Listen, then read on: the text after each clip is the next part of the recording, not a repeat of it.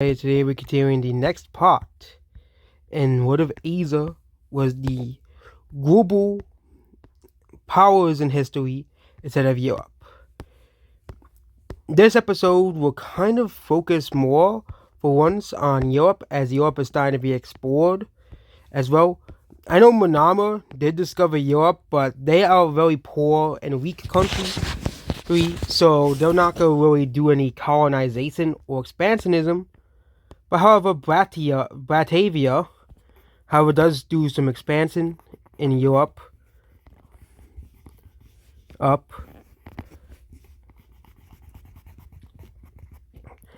They are the first real European country to exist, and they colonize all of this coastal area here.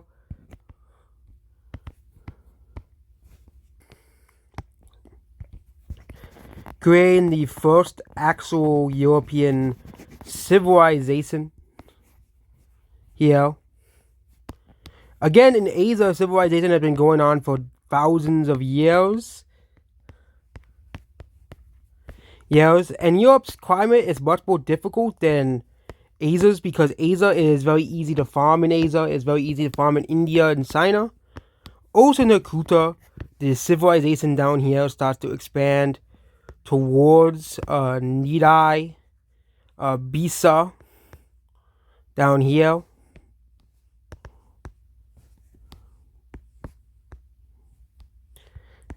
And starts to basically take over the Bangladesh area. So that means the Bengal area is now fully colonized and fully taken over. The Nidai also starts to expand further south, but then they can't really, because it's mostly like jungle go here. But eventually one day the trade routes will be connected. Nairo wants to expand further, and starts to expand into Poso. Poso was the breakaway state from Astan and starts to be invaded. Astan can't really do anything about it. Same thing with Binu. Binu would be defeated very quickly. Astan is a power in decline, and Poso is now defeated. Nairo is now basically the dominant superpower of this current world, becoming the largest empire in Indian history. The main rival is the current Continental as well, but the thing is, Nairo doesn't really have much of a coastline besides this little area, which is being blocked by Alex. But they do control a lot of the population of India here, and they also control a lot of the areas here. Ajax and Boxer are Nairo's allied countries, so they're not gonna go after them as they offer Nairo a coastline for now. Travesta, the old dynasty, starts to explore for the north here, and now touches up with Ghatana, a civilization that has kind of stayed stagnant. But they are finally starting to colonize this little area right here. But they're a very poor nation, so they can't really go much further.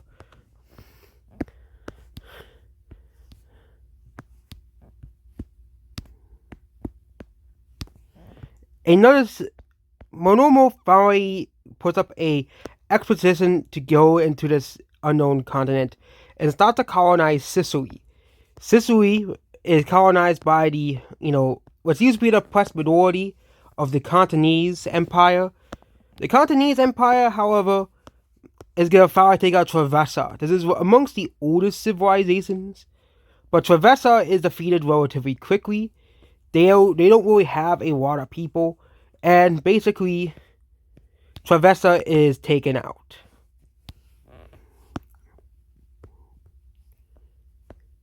So it is another dead civilization right here. Again, the big fists are now taking out a lot of these smaller fists in the civilization pond, as we're entering into the Roman-esque period where there were massive empires instead of actual civilizations. And Katsa could become a world superpower as well. Well, We also have yet another civilization forming in the Balkan Peninsula. This was with mostly Batavia people and Krika people. They formed their own civilization. In here.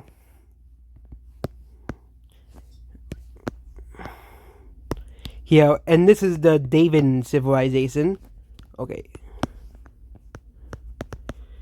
This is the weakest civilization so far, besides the little island, as this is a mostly underdeveloped world, civilization at the kind of like the Phoenicians. They just exist. The Timur, however, start to continue to put more trade posts in Anatolia. You have to meet up with the trading with the Blue Sea trading empire. Yeah. Meanwhile, another civilization is formed in Anatolia. Yeah.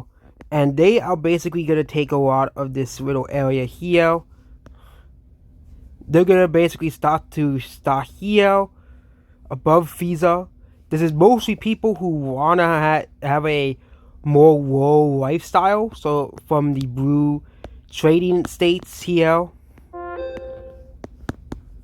Yeah, they will put the capital on the coastal, here to kind of be more connected to the trade routes.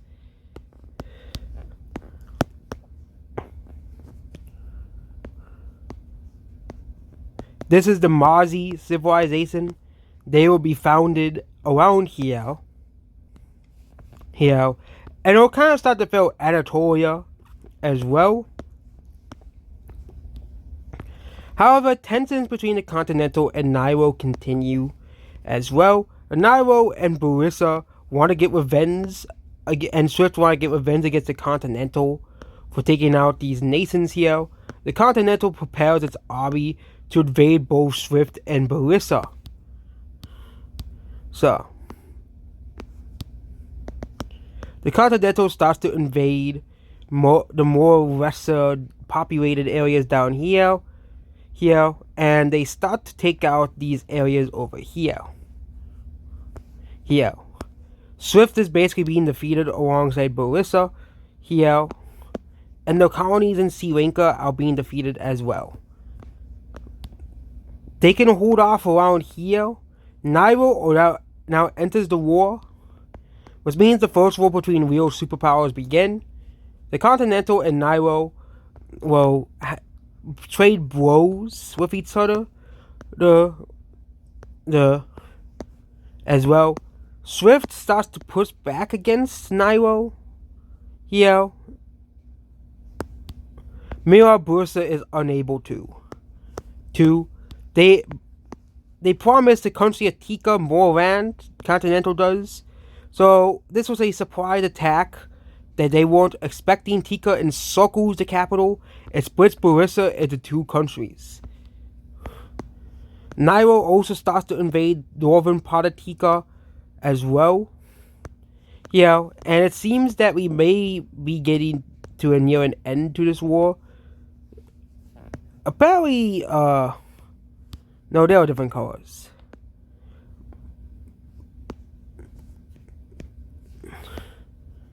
As well, but all countries sue for peace here.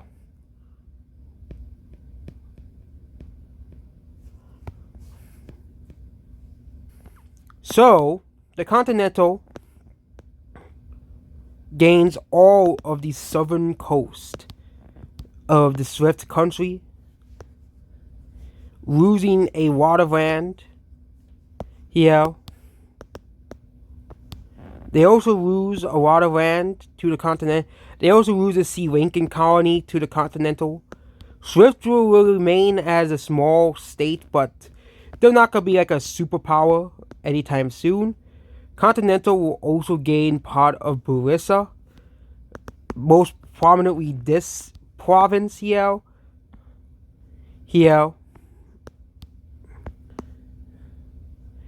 Antica will gain the capital city here,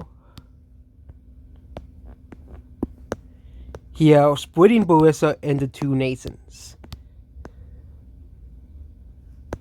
here. So basically, there will be a new country here, and this country will be the old Barissa. They will be basically a small state here, and this state will kind of be under the influence of the Continental. The capital will be here, and this is just a puppet state here. Igali will be a puppet state of the Continental here, which makes Continental now the second most powerful nation in the world. This far, as basically it's just the eternal battles in India continue. There are two competing superpowers at this current moment. Nairo and Continental both have equally matched militaries as well, and might start continuing to expand to take over India until they basically equally take over all the continent as well. So now we're gonna go back to Nerva, and Nerva continues to expand further south until they really can't expand. This is going out of the reach here, so this is the furthest south they can expand. This Ethiopian nation was unnamed yesterday. They starts to expand pretty fast as well. Here, becoming a major playing force, they start to basically border Yami for trade purposes.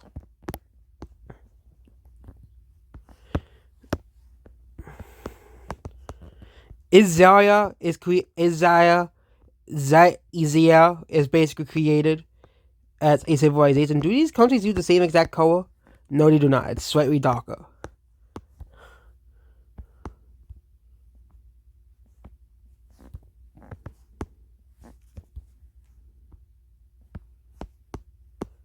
So don't get these two countries confused. I'll be making this a separate color. It seems like Boxo is like very far away, but these countries may actually border each other in the future. Kanta and Izia as well.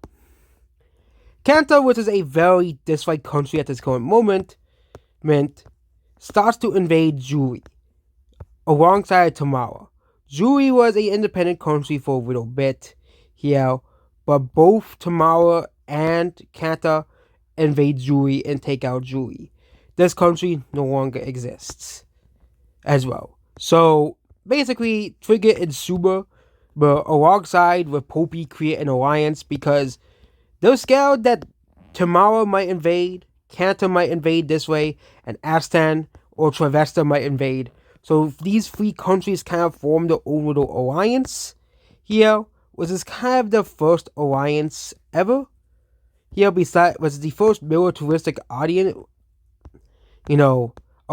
ever, because there have been trading alliances, says here, but there has never really been a military alliance. Potamo continues to expand as the king requests, but the people are sick of the expansion. Potamo is a very large country by land area, but the problem is most of this land they colonize is very hard and difficult to control here. The problem with Nairo is now these areas want their independence. This country here is basically a Vietnamese nation that declares its independence away. Despite them not having many people, they are successfully because of how weak Potamo's military is. Also, another breakaway province appears right around down here. So these two provinces are two breakaway provinces, and Potamo can't do anything about it because the military, despite being, a very populous nation, can't really take down these nations because of the jungle, the environment, and also because of the incompetence of Potamo as well. Potamo goes into a period of ruin, and the king, which is the Potamo dynasty, is overthrown. Because, this country is named after the dynasty, and the true Thrive dynasty takes over. But basically, these countries, kind of like Caesar Zinon, Nima, and Zinon and Zina. They're named after the leaders and rulers of the country. Vate becomes an independent country, and Nai becomes an independent nation. Nai is a republic where they use like democracy, and Vete is a monarchy. That is basically a very religious monarchy at that. Meanwhile, Cantor starts to basically expand into the Arabian Peninsula. They realize the reason why Nold expanded into the Arabian Peninsula is because it's kind of like worthless land here, but they start to expand anyways. As well, Sumer and Popey start to expand to basically stop this country, even though they don't need this land. But they know that Cantor is doing this so they can block countries from expanding into the Arabian Peninsula, so they're going to basically expand further south. And this is basically how the Arabian Peninsula is going to be colonized. Despite this, these areas will be very underpopulated for some time, and this is causing tension between the two alliances here. Cantor creates a military alliance with Tamara, to counteract this little alliance here. Meanwhile, these guys asked for Vesta for an alliance, but the king declines. Pentanonon declines as well, and Nova declines as well, as they don't want to lose a trade alliance of Aston here, so they're kind of stuck alone. They also ask the Mazi and the Phezans. The Mazi and the Phezans say no. Krika says no. Montoma says no as well. And yeah. Batavia continues to expand into the Italian peninsula here, and they continue to basically just colonize all of this coastal area here, and yeah. Sunni continues to expand further into Japan.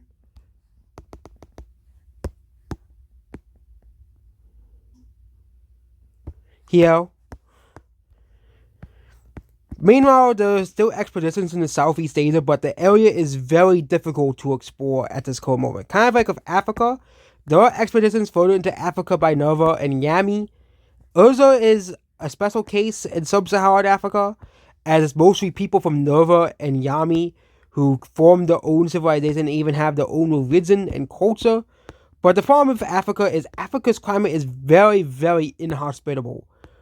Because you gotta realize there are people in Africa, but they're mostly kind of like tribal people outside of Izera. They're mostly, tribal people as well. Also, Madagascar has been discovered. And in this current timeline, there is no people in Madagascar. So Nova basically starts creating a new port, the most southernmost settlement in the world at this current moment, which is basically this Madagascar settlement, which makes it the most southernmost settlement in the world. And it's basically going to be it might actually become its own civilization in the future because of how isolated this little settlement here is. They also start to expand the settlement here, and basically it becomes a fully integrated part of Nova. The problem with this civilization is it is so far away from the trade routes. Like, there is a trade route now into Ethiopia. So there's now a trade route into Ethiopia. It goes into Yami, Nova as well. There's also one that goes into Kanta here. The trade routes now extend into Europe as well. There's sea trade routes. There's, and most countries want to be a part of the trade routes. This is the major trade route here. Also, they go to the continental because of how many people live in there. And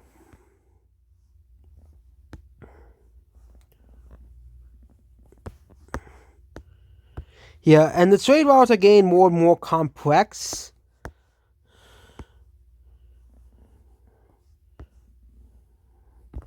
And this is kind of like the current trade route of the world.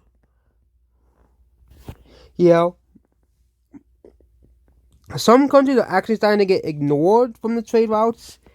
And yeah, this is a big problem for some countries like Trivesta, Ghana, and Pennsylvania are kind of not a part of the trade route anymore. As it's not really advised the trade over here. And there is a minor trade route that goes through these capitals. Same thing goes through up here and goes through like Europe. There was another minor trade route. But this little area right here is kind of ignored in the world trade.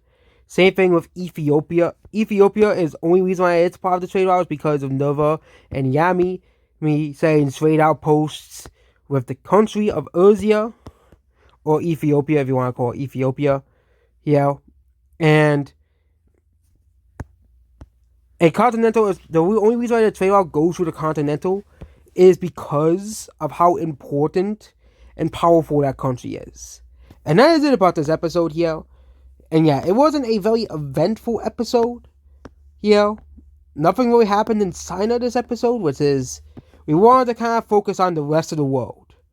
Okay, the rest of the world and expand the world, But next episode we might go back to China again. Goodbye.